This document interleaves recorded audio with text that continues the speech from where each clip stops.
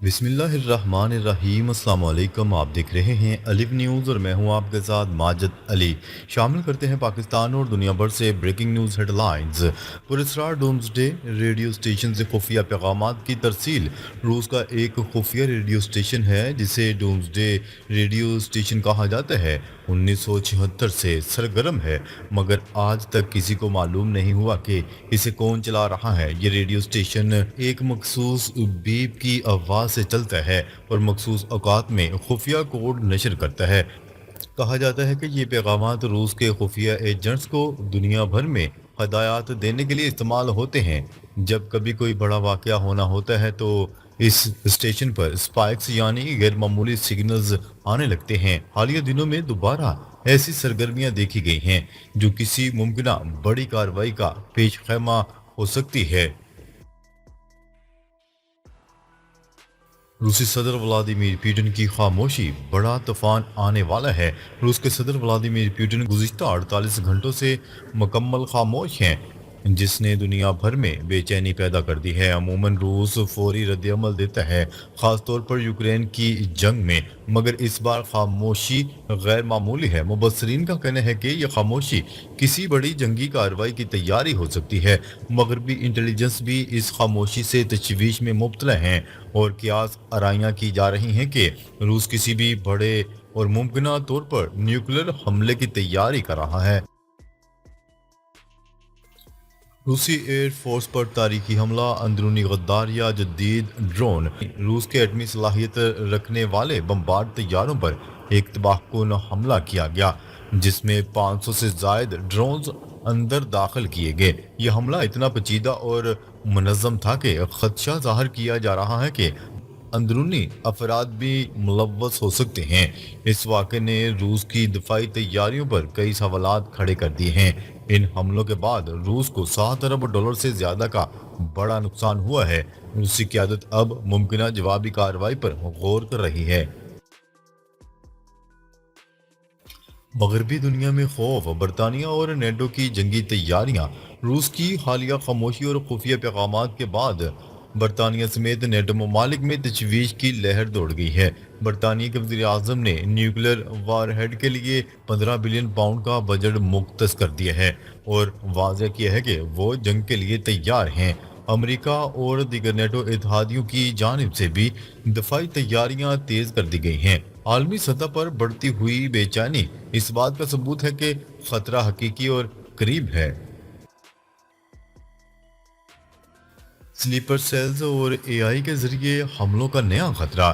یہ خدشہ ظاہر کیا جا رہا ہے کہ خفیہ پیغامات کے ذریعے دنیا بھر میں موجود سلیپر سیلز کو فعال کیا جا رہا ہے۔ یہ وہ خفیہ ایجنٹس ہوتے ہیں جو عام زندگی گزار رہے ہوتے ہیں مگر ایک اشارے پر حملہ آور ہو سکتے ہیں۔ جدید ڈرونز، اے آئی سے تیار کردہ صوتی پیغامات اور خفیہ کوڈنگ اس بات کی طرف اشارہ کرتی ہے کہ روس ایک نئی طرز کی جنگ کی تیاری میں مصروف ہے۔ یوکرین کے صدر کے مطابق یہ آپریشن کم از کم 1.5 سال سے تیار ہو رہا تھا جو اب فعال ہو چکا ہے۔ ڈونلڈ ٹرمپ کا ایلون مسک کو حکم، ٹیسلا کی بھارت میں انویسٹمنٹ بند کرو۔ ڈونلڈ ٹرمپ نے ایلون مسک کو سخت وارننگ دی ہے کہ وہ بھارت میں کسی بھی قسم کی مینوفیکچرنگ یا اربوں ڈالر کی سرمایہ کاری نہ کرے۔ ڈونلڈ ٹرمپ کا کہنا تھا کہ ٹیسلا کی گاڑیاں صرف امریکہ میں بننی چاہیے، چاہے کچھ بھی ہو جائے۔ ایلون مسک نے اس دباؤ کے بعد نریندر مودی کو آگاہ کر دیا ہے کہ وہ بھارت میں فیکٹریاں نہیں لگائیں گے بلکہ صرف شو رومز کھولیں گے یا گاڑیاں درآمد کریں گے۔ یہ فیصلہ بھارت کے لیے بہت بڑا دھچکا ہے کیونکہ وہ ٹیسلا کی انویسٹمنٹ سے اربوں ڈالر کی آمدنی کی امید لگائے بیٹھا تھا۔ بھارت میں امریکی کمپنیوں کی اربوں ڈالر کی سرمایہ کاری منسوخ۔ ڈونلڈ ٹرمپ نے ایک قدم آگے بڑھاتے ہوئے بھارت میں تمام امریکی کمپنیوں کی انویسٹمنٹ روک دی ہے۔ انہوں نے ایپل سمیت بڑی کمپنیوں کو ہدایات جاری کی ہیں کہ وہ بھارت سے اپنے کاروباری آپریشن واپس امریکہ لے آئیں۔ ڈونلڈ ٹرمپ کے مطابق بھارتی حکومت امریکہ کے خلاف سخت موقف اپنا رہی ہے اور یہ بات قابل قبول نہیں۔ اس فیصلے کا براہ راست اثر بھارتی معیشت پر پڑا ہے اور اسٹاک مارکیٹ میں شدید مندی دیکھی گئی ہے۔ بھارت اب اس کشمکش میں ہے کہ امریکہ کے بغیر اپنی ترقی کا راستہ کیسے بنائے۔ امریکہ اور بھارت کے درمیان کشیدگی، سی ڈی ایس اور ڈونلڈ ٹرمپ آمنے سامنے۔ بھارت اور امریکہ کے درمیان تعلقات خطرناک موڑ پر پہنچ چکے ہیں۔ بھارتی سی ڈی ایس اور وزیروں کے بیانات نے ڈونلڈ ٹرمپ کو شدید ناراض کر دیا ہے، خاص طور پر اس بات پر کہ بھارتی رہنما ڈونلڈ ٹرمپ کو جھوٹا قرار دے رہے ہیں۔ ڈونلڈ ٹرمپ کا کہنا ہے کہ جب بھارت کی اسٹیبلشمنٹ اور میڈیا ان کے خلاف مہم چلا رہے ہیں تو وہ بھارت کے لیے اپنی حمایت ختم کر دیں گے۔ انہوں نے طلبہ کے ویزے روکنے اور دیگر پابندیاں لگانے کا بھی اشارہ دیا ہے۔ اس وقت صورتحال یہ ہے کہ دونوں ممالک ایک دوسرے کے سخت مخالف بن چکے ہیں اور مستقبل میں تعلقات مزید خراب ہونے کا خدشہ ہے۔ جنرل انیل چوہان کے اعتراف شکست نے مودی سرکار کے سامنے سوالات کے پہاڑ کھڑے کر دیے۔ جنرل انیل چوہان کے اعتراف نے بھارتی دفاعی حکمت عملی کی ناکامی ظاہر کر دی۔ آپریشن سندور میں لڑاکا طیاروں کے نقصانات کے اعتراف نے مودی سرکار کا جھوٹ بے نقاب کر دیا۔ بھارتی chief of defence staff general Anil Chauhan نے بھارتی فضائیہ کی ناکامی تسلیم کر لی، جس کے بعد بھارتی تجزیہ نگاروں نے C D S Anil Chauhan پر شدید تنقید کرتے ہوئے بھارتی فضائیہ کے نقصان کو چھپانے پر تشویش کا اظہار کیا۔ بھارتی میڈیا بھی سی ڈی ایس پر برس پڑا۔ آپریشن سندور کی حقیقت سامنے آنے پر بھارت میں ہلچل مچ چکی ہے۔ اسرائیل نے غزہ میں جنگی جرائم کا ارتکاب کیا ہے، میتھیو ملر نے اعتراف کر لیا۔ جو بائیڈن انتظامیہ کے ترجمان وزارت خارجہ میتھیو ملر نے اسرائیل کے جنگی جرائم کا اعتراف کر لیا۔ اسکائی نیوز کے مطابق سابق امریکی صدر جو بائیڈن کی انتظامیہ میں وزارت خارجہ کے ترجمان کے عہدے پر مامور رہنے والے میتھیو ملر کا کہنا ہے کہ امریکی حکومت نہیں مانتی، لیکن اسرائیل یقینی طور پر جنگی جرائم کا ارتکاب کر رہا ہے۔ پریس بریفنگ کے دوران اسرائیل کا دفاع کرنے والے میتھیو ملر نے ایک پوڈ کاسٹ میں اظہار خیال کیا۔ ان کا کہنا تھا کہ امریکی حکومت اب بھی اس بات کو نہیں مانتی کہ اسرائیلی فورسز غزہ میں جنگی جرائم کا ارتکاب کر رہی ہے۔ Imran Khan P T I کے پیٹرن چیف بن گئے۔ اڈیالہ جیل کے باہر میڈیا سے گفتگو میں بیرسٹر گوہر کا کہنا تھا کہ عمران خان سے توشخانہ 2 کیس کے موقع پر ملاقات ہوئی۔ بانی نے کہا سارے دروازے بند کر دیے گئے، اب اسلام آباد کی کال کے بجائے پورے ملک میں احتجاج ہوگا اور احتجاجی تحریک کو وہ خود لیڈ کریں گے۔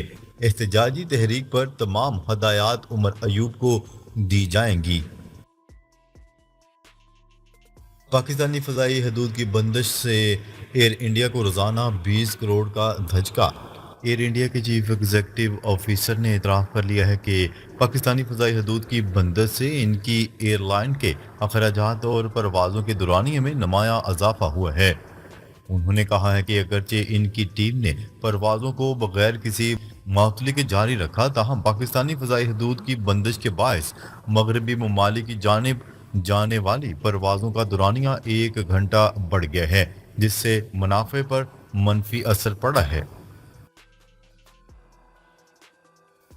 Chairman joint chief of staff committee general Sahir Shamshad Mirza نے کہا ہے کہ بھارت کے خلاف 96 گھنٹوں کی لڑائی مکمل طور پر اپنے وسائل سے لڑی، باہر سے کوئی مدد حاصل نہیں کی۔ برطانوی نشریاتی ادارے بی بی سی کو دیے گئے ایک انٹرویو میں chairman joint chief of staff committee نے کہا بھارت کے ساتھ کشیدگی کے دوران کہیں سے کوئی مدد حاصل نہیں کی۔ ان کا کہنا تھا کہ ہم نے صرف پاکستان کی اندرونی صلاحیتوں پر انحصار کیا، ہم نے جو آلات استعمال کیے وہ ایسے ہی ہیں جیسے انڈیا کے پاس ہیں، ہم نے کچھ ساز و سامان دوسرے ملکوں سے خریدا ہے۔ بھارت سوچ بدلے، پاکستان نے ہر محاذ پر شکست دی۔ فرانسیسی ماہر سیاسیات کرسٹو جیفریلو نے کہا ہے کہ بھارت اب اپنی سوچ بدل لے کیونکہ پاکستان نے بھارت کو ہر محاذ پر شکست دی ہے۔ غیر ملکی خبرساں ایجنسی کی رپورٹ کے مطابق فرانسیسی ماہر سیاسیات کرسٹو جیفریلو نے کہا کہ پاکستان کو کمزور سمجھنے کی بھارتی غلطی اب اس کے گلے پڑ چکی ہے۔ حالیہ پاک بھارت کشیدگی میں چینی ہتھیاروں اور جدید دفاعی حکمت عملی نے جنگ کا پانسا پلٹ دیا۔ عالمی منڈی میں خام تیل کی قیمتوں میں اضافہ ہو گیا۔ موقر قومی اخبار کی رپورٹ کے مطابق اضافہ اس وقت دیکھنے میں آیا جب اوپیک پلس نے جولائی کے لیے پیداوار میں اضافے کو پچھلے 2 ماہ کی سطح پر برقرار رکھنے کا فیصلہ کیا۔ مراکش کے بادشاہ محمد ششم کی عوام سے عید پر قربانی نہ کرنے کی اپیل۔ مراکش کے بادشاہ محمد ششم نے ایک بار پھر عوام سے عید الاضحیٰ کے موقع پر قربانی نہ کرنے کی اپیل کر دی۔ یہ اپیل مراکش کے وزیر اوقاف اور اسلامی امور کے ذریعے سرکاری میڈیا پر جاری کی گئی۔ بادشاہ کے پیغام میں کہا گیا کہ مراکش اس وقت شدید معاشی بحران اور موسمیاتی تبدیلیوں کا شکار ہے، جس کی وجہ سے مویشیوں کی تعداد میں کمی ہوئی ہے اور ان کی افزائش نسل بھی متاثر ہو رہی ہے۔ ناظرین، اب تک کے لیے اتنا ہی۔ مزید خبریں لے کر بہت جلد آپ کی خدمت میں حاضر ہوں گے۔ تب تک کے لیے اپنا خیال رکھیے گا۔ اللہ نگہبان۔